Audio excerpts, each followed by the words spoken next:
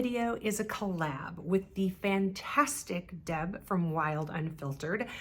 Deb and I have, gone back and forth conversing in Instagram DMs and have a lot in common, both in our age and, sort of where we are in life and our history of buying luxury goods. And so I asked her if she would be interested in doing a collab, and she very kindly said yes. And the topic that we agreed on was 5 lessons that we've learned over the course of buying luxury, whether that be 10, 20, however many years that is.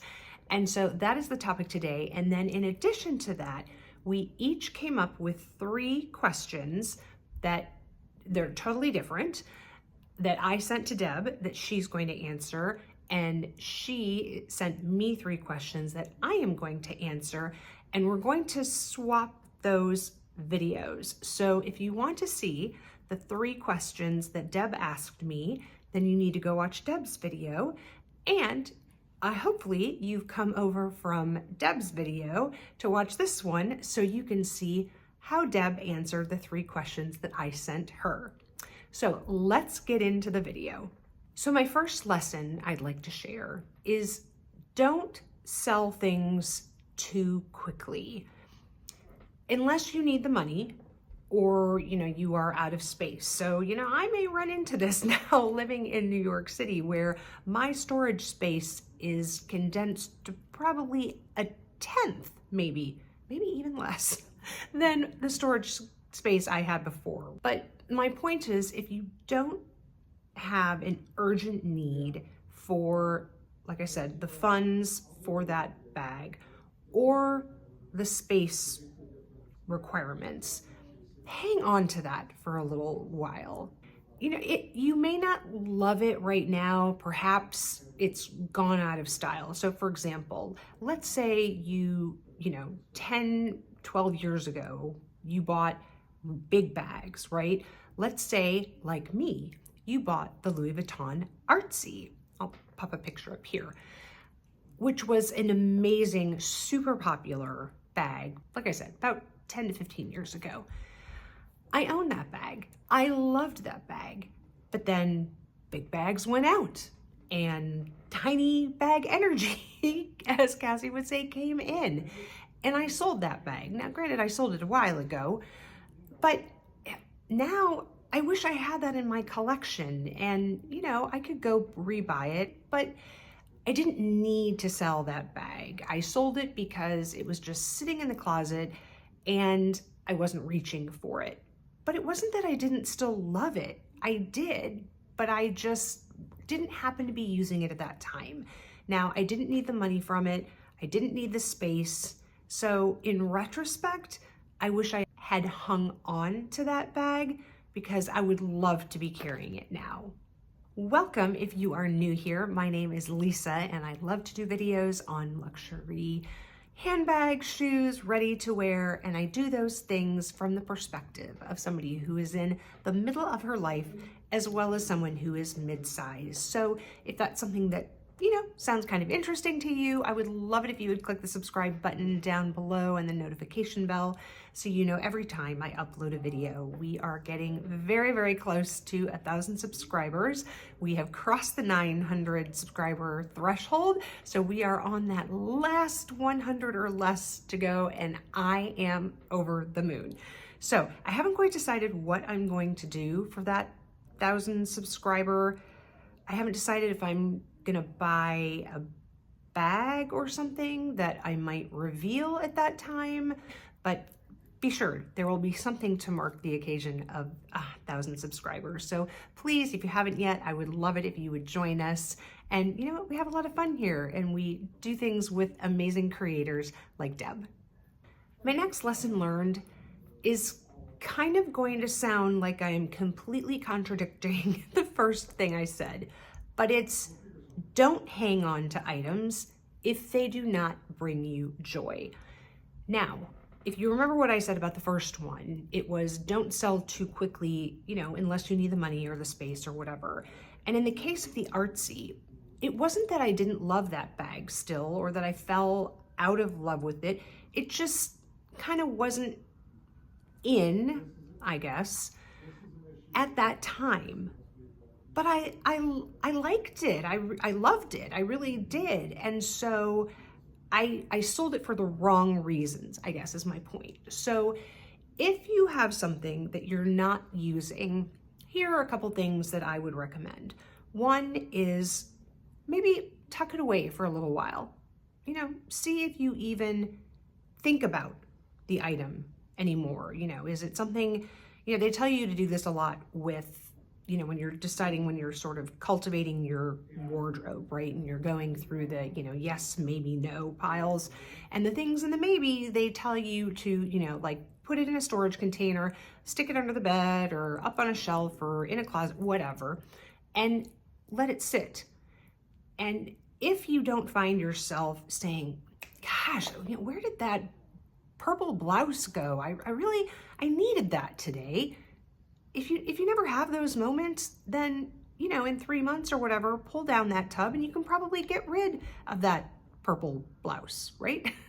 The same thing with handbags. So maybe, like I said, put it away so that you're not looking at it. I think one thing that gets in the way of people is if you see an item in your closet and you're not using it at the time, it like kind of eats away at you. It makes you feel bad that it's sitting there, but you're not using it. So tuck it away and see if, you know, you even miss it, okay? The next thing is, after you've done that, I would say bring the item back out and use it for a week or two. You know, really try to incorporate it into your lifestyle, into your wardrobe, what you wear. If as you're doing that, you're like, God, do I really have to carry this bag again? Or, yeah, this just isn't serving me. It's not, you know, I can't stand the way the closure is. It's too hard to get into. I can't fit my phone in it. Whatever the issues are, then let it go. It's okay to sell things and let things go. It's okay, you know, to not to say that you made a mistake when you bought it. It probably, you loved it when, hopefully you loved it when you bought it, but our tastes change, our needs change, etc. So if you don't love it anymore, then let it go. So kind of dovetailing off that last one of, you know, making sure that you love something, right? That everything in your collection are things that you love, and that also are things that are useful in your collection, that, you know, actually, it's not that everything has to serve a purpose. Please don't misunderstand me. There are lots of bags in my collection that, you know, aren't super practical or, you know, but they're beautiful and I love them and I still use them. But one of my things that I would highly recommend, if you're not quite sure about a particular style of the bag, I have 2 recommendations for you. One is, see if there's a dupe out there. I'm not saying buy a fake bag. I'm not saying, you know, to buy a replica. I'm not talking about something that has the name of the brand or whatever. I'm talking about dupes. And I'm actually going to do a whole video once I have all my stuff back. Unfortunately, pretty much all of those bags are packed away. But I'm going to do a video on some of the dupes that I have had. Now, you've actually seen one, at least in an Instagram post. I'll pop the picture up here if I remember to do so, but it's basically a dupe for the Mini Kelly. I bought it off some Instagram ad that, you know, popped up in my feed, and I thought, you know, that's really cute. And I've never seen a Mini Kelly before. I don't know if it would function in my wardrobe or if it would even, you know, hold the things that I need it to hold. And, you know, I'm not even 100% sure if, you know, I don't know exactly what the dimensions are in a Mini Kelly, and so, you know, I'm sure there's probably some slight differences in the size of this little bag that I got versus a Mini Kelly, but it's close enough, okay? I mean, it serves its purpose of whether or not I would want to put a Mini Kelly perhaps on my wish list. Now, I haven't made that decision yet. I haven't used it enough to really have an opinion of it, but it's a great way to try to see if a bag works in your lifestyle and not make maybe a bad investment, or buy something that after you get it home and you try it, you are, regretting the choice that you made. I mean, you can go watch number of YouTube videos of those of us who have purchased bags and then subsequently return them, because once you get them home, you find, oh, well, I'm putting my stuff in it and it really doesn't work. And especially if you were like me, somebody who used to live in a city that had absolutely no luxury stores, so I couldn't even go in and at least try it in the store, right?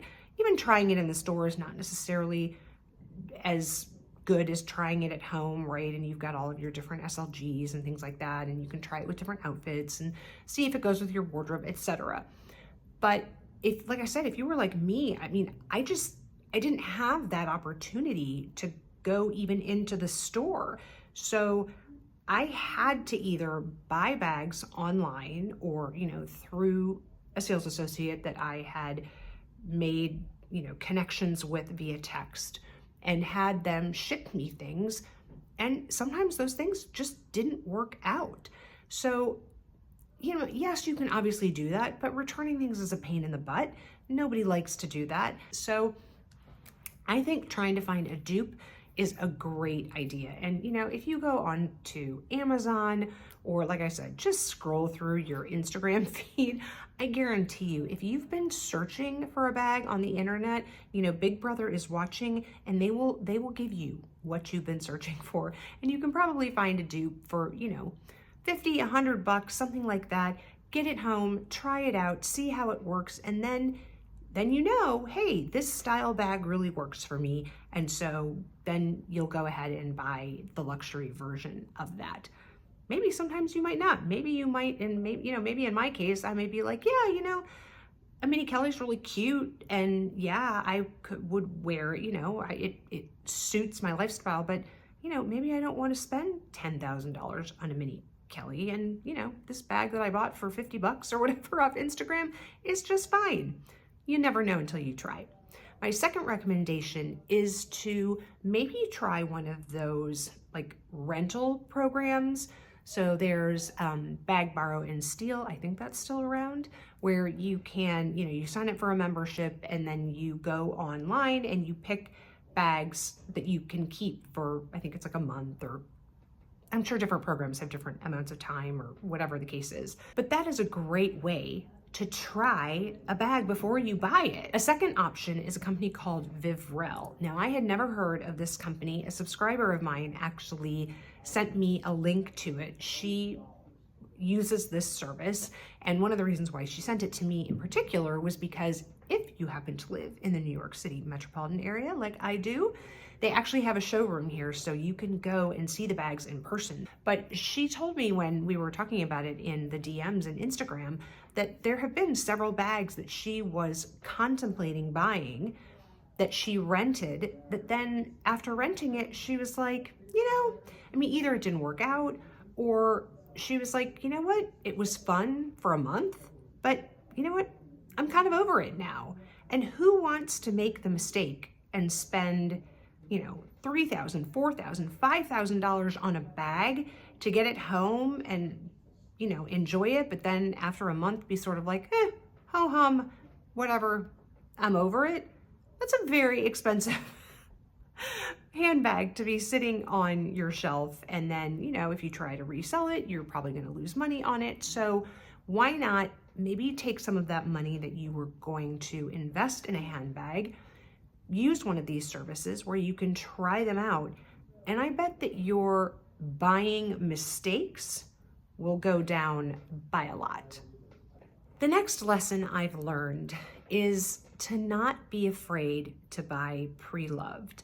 Now, I know some people just they're just not about the pre-loved life, right?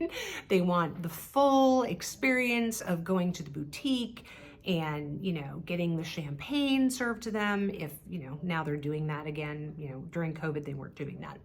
Maybe some macarons if you want that, but, getting that full luxury boutique experience. Now, I have to say, I personally don't think that those experiences are quite as nice as they used to be. I feel like a lot of times they're really rushed, but that's a whole nother video. But you know, if you're that someone who really wants that whole experience and the experience of walking out of the boutique with the bag in your hand, etc., and you know, having the ribbon and the box and the bag and the tissue and the whole 9 yards, then Preloved isn't for you. But if you are someone who, you know, yeah, getting the dust bag and maybe a box, that, you know, that would be great, but I can get this item for a significant savings by buying it pre-loved and it's in like almost excellent condition. You know, my personal perspective is that's probably the route I'm going to go, especially depending on the bag, right? Or the brand. Because as I've mentioned before, if you're not Chanel, Louis Vuitton, or Hermes, pretty much every other brand doesn't do very well on the resale market. So you can get a really good deal on some of these bags. But don't be afraid of it. I know so many people are afraid, and I was afraid initially.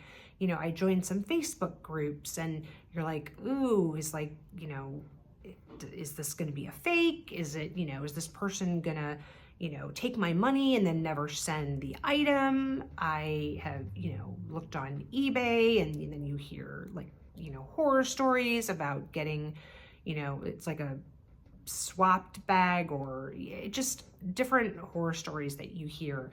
But I just ask you to investigate, and there are so many good authentication services right now. I happen to use Real Authentication, and anytime that I buy a pre-loved item, I'm talking whether it's from Fashion File or an Instagram reseller or a Facebook group or eBay, I have it authenticated. Even if it comes, they have those like entropy certificates, I don't just go by that. Even if it comes with that, I will double authenticate it through Real Authentication. It is very easy to do. You just send them pictures. A lot of times I do that before I even purchase.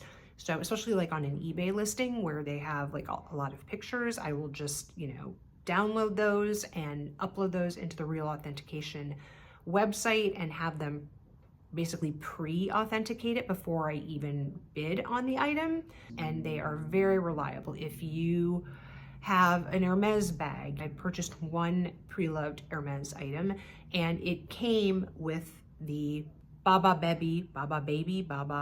don't know how to pronounce that, but she is sort of the ultimate authenticator of Hermes items. There is Zico's website or, you know, closet. She does amazing, especially on Chanel items. She's tremendous for authenticating Chanel bags. So there's lots of different options out there. I just, you know, be cautious, protect yourself, use a credit card so that you can do a chargeback if you need to, if you get into a situation. Just don't be afraid of it. There are so many amazing deals out there. You know, people talk about buying off some of the Japanese websites.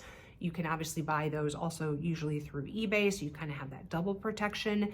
But as you know, as some of you probably know, you know, the Japanese culture highly frowns upon replica and fake handbags, and you know, they have to be licensed to sell. They could lose their license, you know, if they are found to have, you know, sold an inauthentic bag. So, you know, again, it's not like I'm going to take that and I'm just going to take it at face value. I will still get that bag authenticated, but there are lots of reputable places out there. You know, there's Fashion File, there's Rebag, there's The Real, and I'll list some of those sites below. I'll also link a couple of Instagram sellers that I have either used before or, you know that they are reputable in, you know, sort of in the industry and that you can trust them. But again, get it authenticated. And my last lesson learned, and I think this one sometimes takes a while, but it is to buy what you love. Don't listen to what people say you should buy. If you don't work outside the home and need a tote bag to, you know, take your laptop and your agenda and your whatever you need to carry to the office, then don't buy a Neverfull or a Goyard St. Louis tote or whatever it is from Pure Lepage. I mean, you don't need to buy that. That's not a necessity. But so many people will be like, oh, you need the Neverfull or you need a tote in your collection. If you're never going to use a tote, you don't need a tote.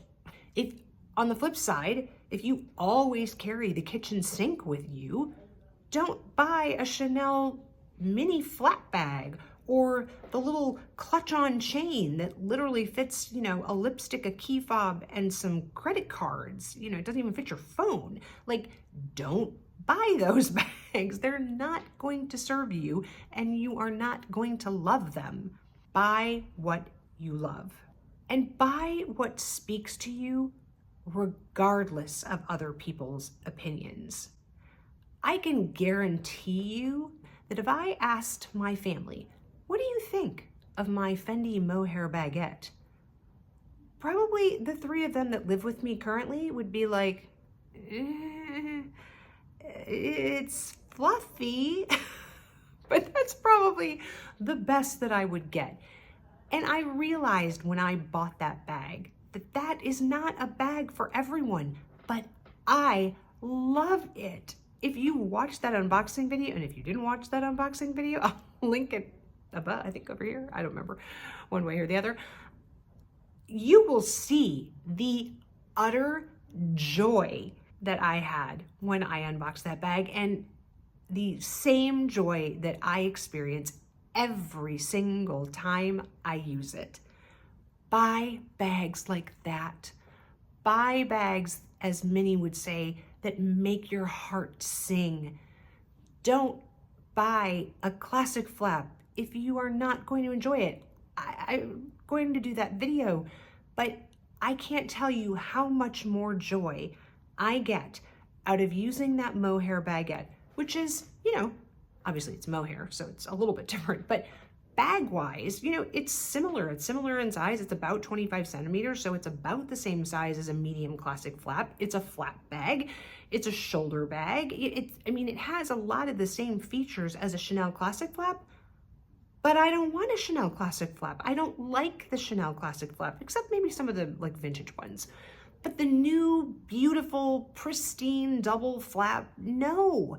I don't want it in my collection. It does not bring me joy. But that mohair baguette, every single time, it just makes my heart skip a beat.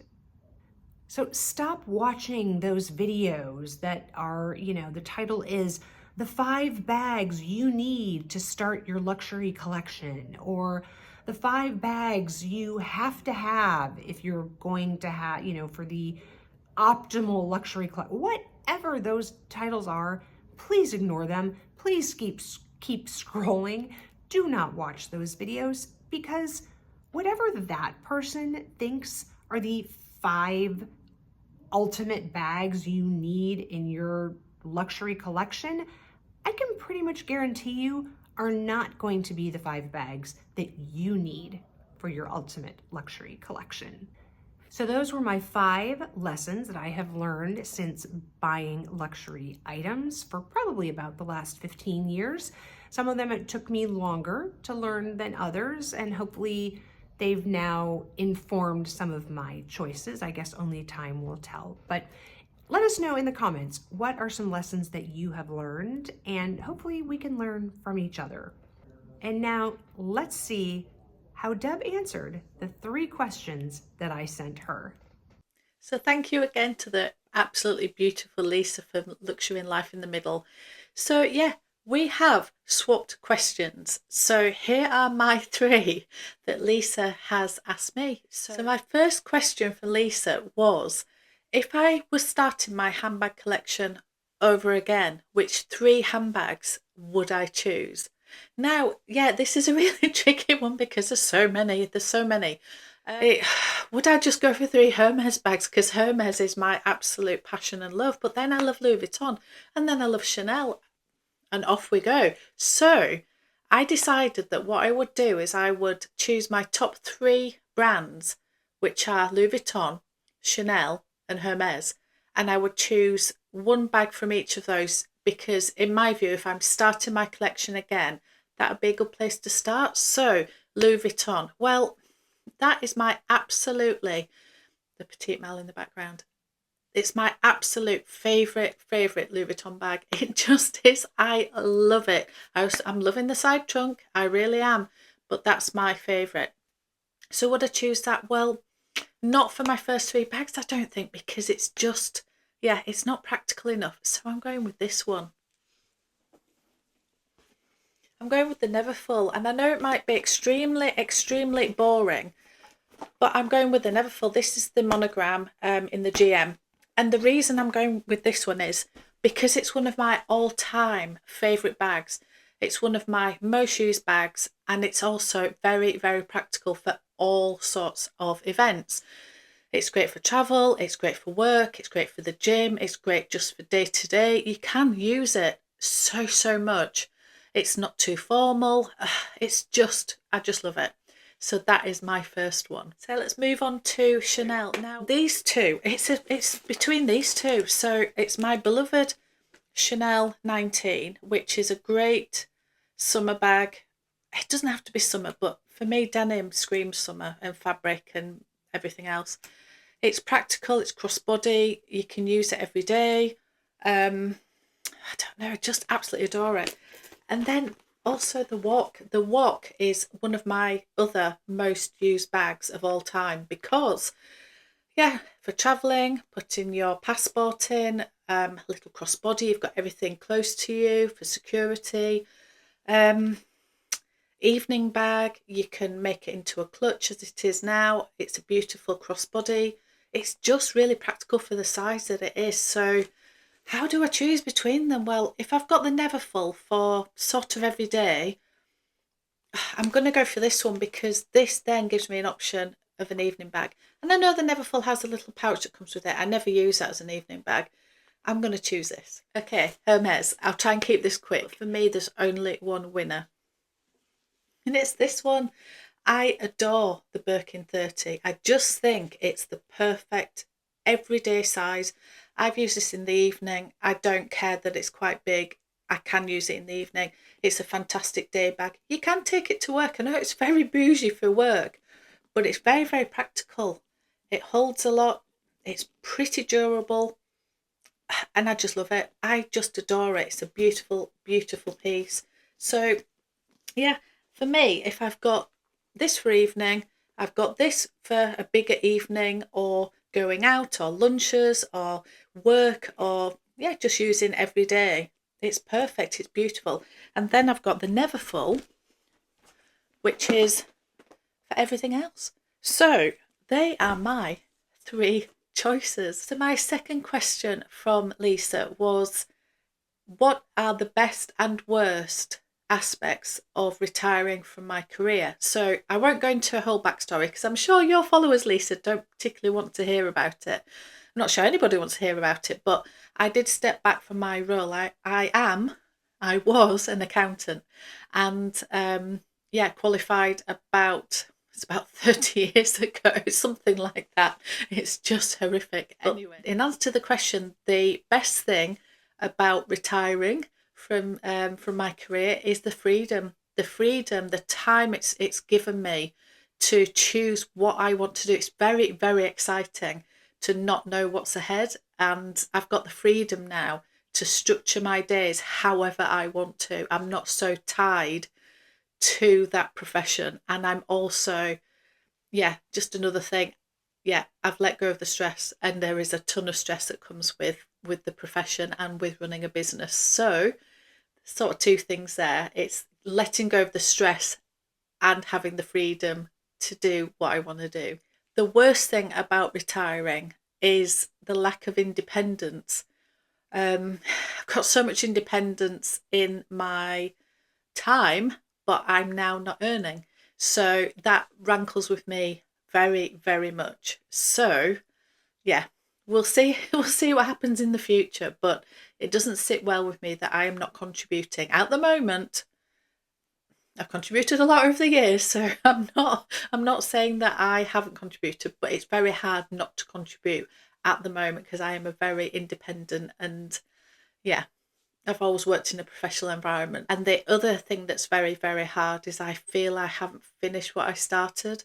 I didn't quite get to the pinnacle of what I wanted to do in my career. And that's very hard to let go of. Again, could be a whole other video, but there are my answers. My third question from Lisa is, what is my favourite non-luxury handbag brand? Well, this is really hard, and this sounds terrible, but I don't have one. I just don't. I would rather save until I could afford the luxury item that I really want. I'd just gravitate to certain things. Now, let's backtrack a little bit, because I suppose it depends how we define the word luxury. If we're classing luxury as only the high-end, top-end fashion houses like Louis Vuitton and Dior and Chanel and Hermes and Gucci and Fendi and those top bracket ones, yeah, then there's a lot of brands underneath there. So if you classed only luxury to be those top brands, and you class, for example, Mulberry to be a non-luxury handbag brand, then it's Mulberry. I love Mulberry. I've loved Mulberry for 30 odd years. I had a break in between, I have to say, where I went away from Mulberry a lot, but I'm firmly back in Mulberry now. But if I'm not allowed to say Mulberry, I really don't know what the answer is. There is one brand that I really do like, and I did buy my daughter a bag from this brand for Christmas, and I really wanted it myself actually, and that's Marc Jacobs. I love the little tote bags. I'll show you a picture of hers here. It's the little mini shearling crossbody tote bag in black, and it's just, she loves it and I love it. I want to borrow it, I want to pinch it. So yeah, I think for the affordability, they're still expensive, but yeah, they're nowhere near luxury prices. So yeah, am I allowed to say Marc Jacobs? It's Mulberry or Marc Jacobs. So thank you, Lisa, for those questions. That was absolutely amazing. I hope they're okay. And I look forward to hearing what your answers to my questions are. So bye for now. So thanks for watching, guys. I hope you enjoyed my 5 lessons. I hope you enjoyed hearing Deb's answers to the questions that I sent her. Please don't forget, I will have Deb's video linked below so you can see what her 5 lessons are, and then you can see the answers that I gave to the 3 questions that Deb sent me. If you've enjoyed this video, please give it a thumbs up. I would really appreciate that, and it does help the algorithm. And again, if you haven't, I would love it if you would subscribe. It just takes a second to click that little subscribe button down below and the notification bell. And wherever you are, I hope you are having an amazing day or evening, and I will catch you in the next one. Bye, guys.